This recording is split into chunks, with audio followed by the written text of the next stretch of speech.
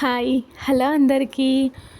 Chicken biryani mutton biryani కాకుండా ఒకసారి ఎండ్రికాయల బిర్యానీ చేసుకుంది, మస్తు టేస్ట్ ఉంటుంది. ఎట్లనో చూద్దాం. ఫస్ట్ అయితే బౌల్లో ఆయిల్ వేసుకొని అందులో బండ పువ్వు, బిర్యానీ ఆకు, లవంగాలు, ఇలాచీలు, దాల్చిన చెక్క, సాజీరా, ఫ్లవర్, మరాఠీ మొగ్గ, పచ్చిమిర్చి, ఆనియన్స్ వేసుకొని ఫ్రై చేయాలి. ఫ్రై అయిన తర్వాత అందులో అల్లం వెల్లుల్లి పేస్ట్ కూడా వేసుకోవాలి. అది వీడియోలో రాలేదు. వేసుకొని మంచిగా ఫ్రై అయిన తర్వాత అందులో పసుపు, టమాటా ముక్కలు వేసుకొని మంచిగా ఫ్రై చేయాలి. ఎండ్రికాయలు వర్షాకాలంలో వస్తాయి కదా, మనకు సర్దైనప్పుడు తింటే నోటికైతే టేస్ట్ వస్తుంది కదా. టమాటాలు మంచిగా ఫ్రై అయినాయి కదా. ఫ్రై అయిన తర్వాత ఎండ్రికాయలను వేసి మంచిగా కలపాలి. చికెన్ మటన్ తోడు తింటే ఒక్కసారి తింటేనే కంటకొస్తుంది, కానీ ఎండ్రికాయలు ఎన్ని తిన్నా తినాలనిపిస్తుంది, అసలు తిన్నట్టే ఉండదు.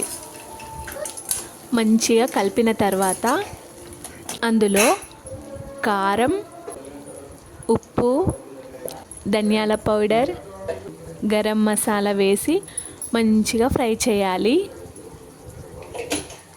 ఎండ్రికాయలల్లో కొవ్వు శాతం తక్కువ ఉంటుంది కాబట్టి మన హెల్త్కి మంచిది. అదే చికెన్ మటన్ తింటే మనకు ఆయాసం అనిపిస్తుంది, కానీ ఎండ్రికాయలు తింటే లైట్గా ఉంటుంది ఫుడ్. నిమ్మరసం పిండుకొని ఆయిల్ పైకి వచ్చేంత వరకు మంచిగా ఫ్రై చేయాలి. కొత్తిమీర, పుదీనా కూడా వేసుకోవాలి. మా ఇంట్లో పుదీనా లేకుండే కొత్తిమీరనే వేసిన, మీరు పుదీనా కూడా వేసుకోండి, టేస్ట్ ఇంకా మంచిగా వస్తుంది.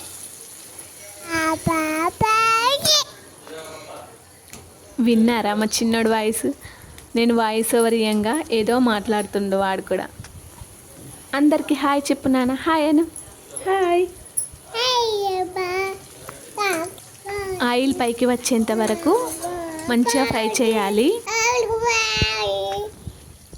ఆయిల్ పైకి వచ్చింది కదా, దీన్ని పక్కకు పెట్టి రైస్ ఎట్లనో చూద్దాం. రైస్ అయితే సేమ్ మనం చికెన్ బిర్యానీకి ఎట్లా ప్రిపేర్ చేసుకుంటామో అట్లనే ప్రిపేర్ చేసుకోవాలి. బౌల్లో ఒక గ్లాస్కి 3 గ్లాసుల వాటర్ వేసుకొని సాల్ట్, అన్ని మసాలాలు, కొత్తిమీర, పుదీనా, అల్లం వెల్లుల్లి పేస్ట్, ఇంకా ఆయిల్ వేసి తగినంత సాల్ట్ వేసి మరిగేటప్పుడు రైస్ వేసుకొని పలుకు విరిగేదాకా ఉడికించుకోవాలి. పలుకు విరిగిన తర్వాత ఆ రైస్ని ఈ ఎండ్రికాయలలో వేయాలి. రైస్ మొత్తం వేసిన తర్వాత అందులో కొత్తిమీర, వాటర్లో కొంచెం పసుపు వేసుకోవాలి, ఎందుకంటే కలర్ మంచిగా వస్తుంది. వేసుకున్న తర్వాత ఒక 5 మినిట్స్ సిమ్లో ఉంచితే సరిపోతుంది. ఎంతో టేస్టీగా ఉండే ఎండ్రికాయల బిర్యానీ అయితే రెడీ అయ్యింది. ఒకసారి చేసుకోండి, టేస్ట్ ఎలా ఉందో కమెంట్ సెక్షన్లో చెప్పండి.